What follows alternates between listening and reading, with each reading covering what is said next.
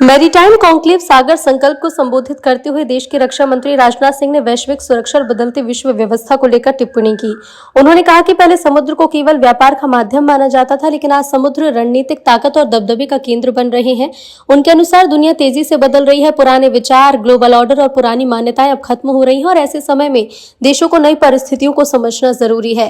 रक्षा मंत्री ने middle east की मौजूदा स्थिति का उदाहरण देते हुए कहा कि वहां जो हालात बन रहे हैं असामान्य है।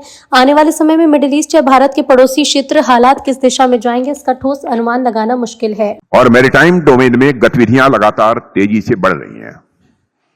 पहले समुद्र को केवल ट्रेड का माध्यम माना जाता था, लेकिन आज हम स्पष्ट रूप से देख रहे हैं कि समुद्र स्ट्रेटेजिक डोमिनेंस का भी केंद्र बनता जा रहा है। दुनिया बदल रही है और पुराने नोशंस टूट रहे हैं, और यह बात हम पिछले कई वर्षों से लगातार देख रहे हैं।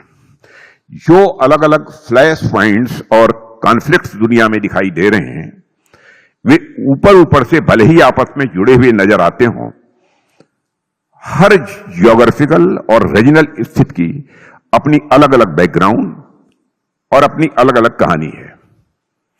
फिर भी अगर गौर से देखें तो एक कॉमन बात हमको दिखाई देती है।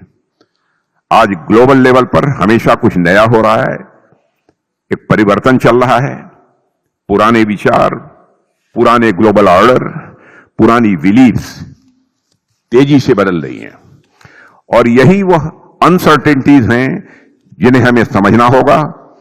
और अभी चल रही मिडिल ईस्ट की स्थिति इसका मैं मानता हूं कि एक ज्वलंत उदाहरण है। आज जो वहां हो रहा है वह बहुत ही असामान्य है।